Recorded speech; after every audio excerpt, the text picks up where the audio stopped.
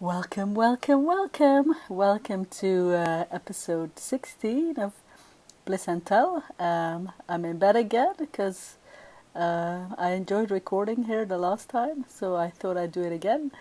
I have to make sure I have clean sheets on every week. Wearing my shirt. Hello. So, let's get on with it because I want to keep it under 20 minutes. And I need to look into the camera. Okay, so the highlights of the past week. Well, I was on holiday. Well, actually, we came back on Tuesday. It was a good holiday. It was a bit short. It was a long journey to go for a week's holiday. But Australia is so beautiful, and the people are so friendly. Cannot believe how friendly they are. We met a lot of people, walking around a lot, and we didn't meet one cranky person. How is this possible? And I think we said this to someone when we came back, and he said, "Well, yeah, they have nothing else to do but to be friendly. There's nothing to do in Australia." So yeah, sorry. I was hoping to avoid this. I had a lingering cough throughout our holiday. Much better now, thanks to an email from Cheyenne Blue. I was emailing her, and she said, if you have a cough, you should take honey with ground turmeric. I don't know if I pronounced that correctly. And I took it for 2 days, and then my cough is now magically disappearing because it seemed like one of these coughs that I would never get rid of. Anyway, so Australia was a great holiday. We had some great parties, a lot of drinking, but I've already stopped drinking again because it's not just a hangover. I find it's like the first time I drank heavily, the day after was fine, didn't feel anything, and I think it was because my liver was in tip-top condition from not drinking for 7 weeks, and then the day after, that was the big party. I drank. That was like free flow champagne, which is always dangerous. I drank so much. I was dirty dancing with my friend's mother on the dance floor. So then when I woke up the next day, not so good. And then we had another party. Well, it was supposed to be like chill out. But yeah, and then on Monday I was completely destroyed, and I said, fuck it. I'm not drinking anymore. So I haven't since then. 4 days sober. So it's Friday evening. Usually I would have a GNT or a glass of red wine or something, but not anymore. Okay, so another highlight of the week was, of course, that Best Lesbian Erotica is out, and I'm in it. Yes, I'm very happy to be in it. Oh my god! And I just caught sight of my hair, and I need a haircut. Okay, I shouldn't look at myself. I look at the camera. So distracted myself again. Yes, Best Lesbian Erotica, my story reunion tour is in there. It's the story from Cougar. So if I get to write about cougars, I'm at my best because I love the cougars, and yeah, it's great. It came out, and sent a newsletter about it, so probably already know all about it. We'll have a blog post about it later this weekend because they're doing a blog tour. But I'm very happy to be included in this anthology, since I've been trying for a few years and amassed a few rejections, and keep on trying and you make it in. So that's great. And then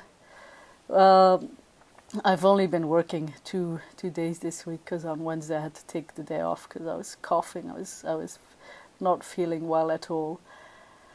But then I've been editing from top to bottom stories, and they're so good. And I've started writing my own story from top to bottom because I hadn't done that yet. Ooh, such a bad editor. And I've decided to make it a Charlie and Ava story. So for those of you who hated Charlie, it's okay. You're still gonna enjoy the story. I had this ever since I wrote the book, I had this scene in my head of Charlie and Ava doing something very hot. And I said, ugh, it's not gonna be, oh no, I'm not gonna say anything, but it fits the anthology. So you'll see. I started writing it this morning, and I had been like almost 2 weeks, no, more than 2 weeks since I wrote. I think almost 3 weeks, and because I've been editing and on holiday, and returning to the keyboard is always fun. It was fun to start writing again. So I hope to finish that story this weekend. Yeah, we'll probably be working through the weekend, both of us, especially Caroline. I think I gave her a bit too much to do. My planning skills have let me down again. I don't know. I've always tried to plan so well, and then I don't know, it doesn't work out. So my poor wife is gonna have to work all weekend. I will have to work maybe like half the weekend. We each have our own tasks. So yeah, I don't have that many highlights of the week, which is good because then I can progress in my video.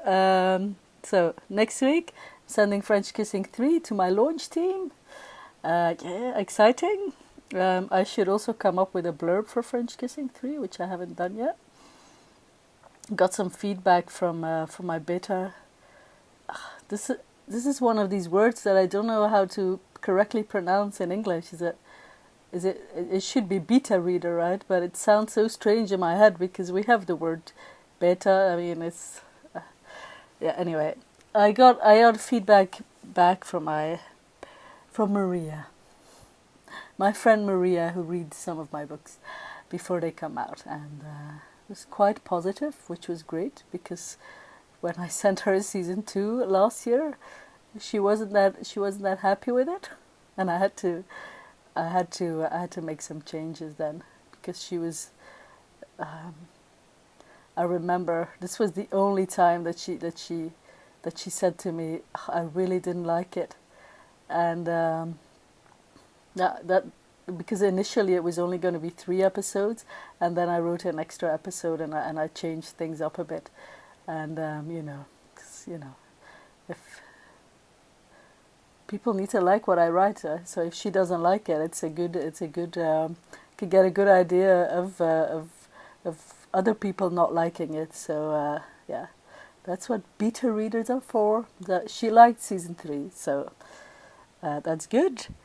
And so I'm also gonna have to be proofreading 3, and I'm going to request a BookBub for season 1 to give it an extra boost. And now that it has new covers and I got some new reviews, and well, I follow the LGBT list on BookBub, and there aren't that many lesbian books, so I think I have a pretty good chance now of getting it. But maybe I shouldn't have said that. Maybe I jinxed it. So I hope I can get the BookBub. And then next week I'll also be getting Far From the World We Know ready for the editor. Cheyenne is going to edit this one. And I have to do more from top to bottom edits, of course. And I have to prepare for The Road to You, which I have to start writing the week after. So production is starting up again, 1 week holiday. Oh, it's so strange. When you take a week off, it's like that's out of my flow completely. So it takes a while to get back into it. But yeah, I'm ready to start on another book. But yeah, it's busy. So we'll have a lot of questions this week. So best get on with it. I have Tanya via Twitter. She says, the location descriptions in your books are spot on. Have you lived or been to any in real life? Well, thank you, Tanya. Well, I mean, I have quite a few books out now, so I have quite a few locations. I have been to most, like in a high rise is set in Hong Kong, so that should be pretty accurate. French Kissing is set in Paris. I've been to Paris many times. I love Paris, so so yeah. But either way, thank you for the compliment. I have another location question, so I'm going to be replying to these 2 questions like in the same response. Um, and the other question is from Kim via YouTube, and she said, "How do you come up with the locations in each novel? You should totally set one in Scotland." I agree, but Scotland, yeah, I would love to visit more of Scotland. I've only been to Glasgow, I think, or I've been to Edinburgh, like lip service, right? But yeah, I haven't said anything in Scotland just yet. But you never know. But how do I come up with a location? Well, like when I've been there, like I'm sorry, I was reading my notes. I got distracted. So I actually wrote down a whole thing about this, but I don't want to be reading it off my paper. So. But I do always think about the location, of course. Although I'm not very big on giving like very detailed location descriptions, because if I haven't been there, it's difficult. Like for Paris and for Hong Kong, which are places I know very well, I could go a bit further. But like in at the water's edge, I mean, I've been to Portland for 3 days, but I mean, I made up that village. I don't know what a village in Portland looks like, so I keep it.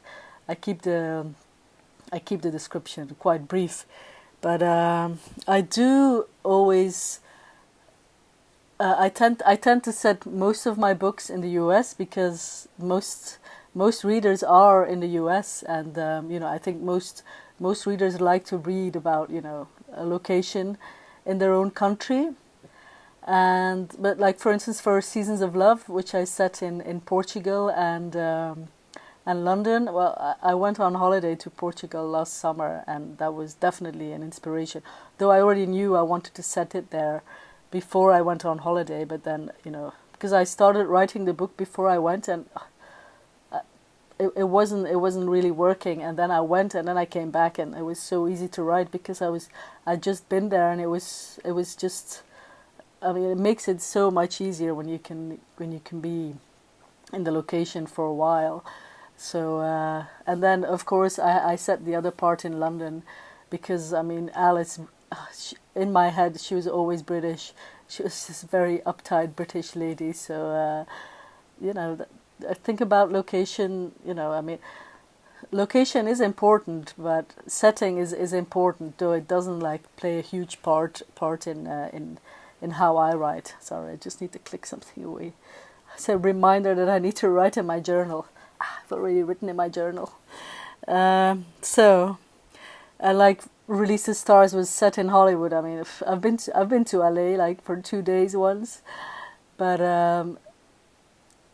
yeah, I mean that was always a Hollywood novel was going to be set in LA, and then Far From the World We Know is set in Texas because I really wanted like small town Texas, like that, like they depicted in Friday Night Lights. So it's very inspired by that. So yeah, I mean, I do think about my locations. Like for my next series, which will not be called The Cougars, but I refer to it as The Cougars. I'm thinking about San Francisco, but yeah, it's for a series. I really like to know the place, and I've been to San Francisco like for a few days, which is not really enough. So ideally, I would like go to the place and write there. But that's not gonna happen. So I don't know yet. But my next novel, The Road to You, I think is gonna be largely set in New York. But if it's like a very iconic place like New York, I know it from television, right? I base myself on that. Television, they say it's such a waste of time, but it's not. Television is great. It's research for me. So, Kim and Tanya, I hope that answers your question. Just a quick addition. It's not going to be under 20 minutes today, I'll tell you that. So, of course, there's the internet, there's Google, and when was this? When I don't know a location, I just go on Google Image and pull up some images, and then I just, in between writing, I just like click away and go look at it, and then I can just be a little bit immersed in it. And yeah, the internet is great for many things, right? Also for procrastination, but also for scouting locations. So the next question from Kim is, this is a question for Caroline, who is not here. She's still at the office. She was not allowed to come home yet. How long does it take for you, once you have read a draft of Harper's books, to do the research and add the facts for Harper to add in? Well, Kim, I'm gonna have to take this question for Caroline because she refused to come on the show. She's not like me. She doesn't need that much attention.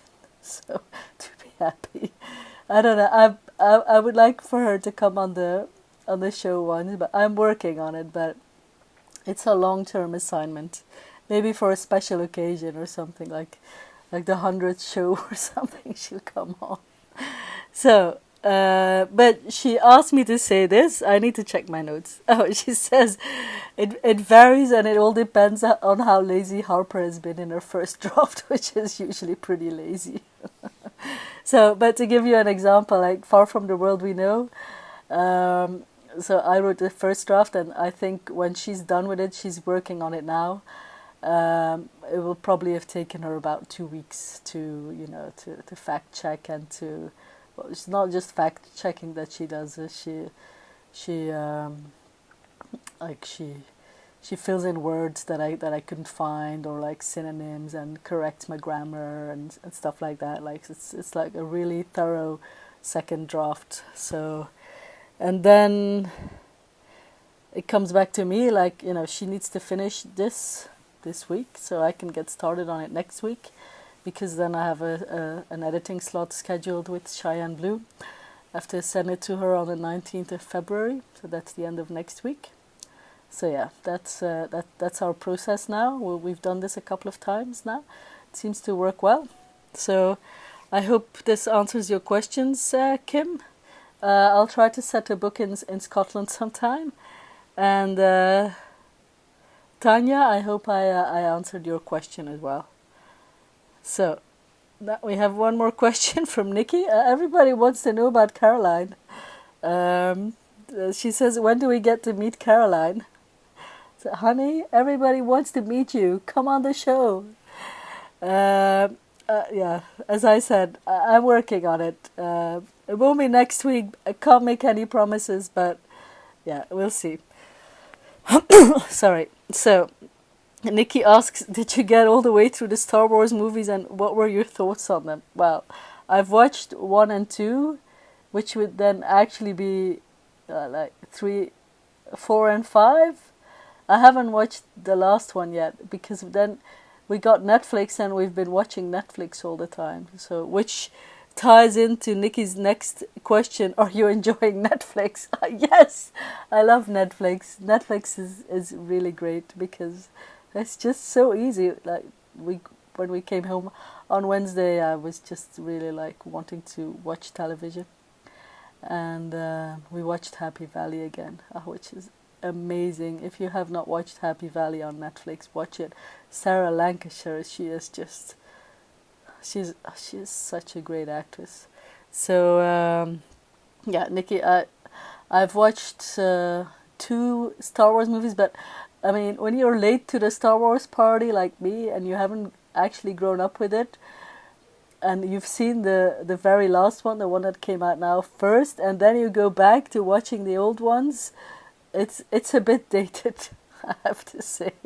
I mean, it's a bit, I don't know, I mean, I have a very short attention span, and it's hard to stay focused for me. But give me another chance. I'm gonna watch the last one, I hope soon. I need to give the DVD box back to my friend. So, yeah, I shall reserve my judgment. But I mean, it's enjoyable, and I'm glad I'm watching them now. But yeah, I'll get back to you on that later. And yes, I'm enjoying Netflix. So much to watch, so little time. So, 19 minutes. Come on. I was going to say, I may have some exciting news next week, but I can't say anything about it yet. I shouldn't have said that, but I really wanted to say that. So, have a good weekend. I'll be working all weekend. Well, Caroline will be. Send me questions. Thank you for watching. Peace out. Yes, under 20 minutes.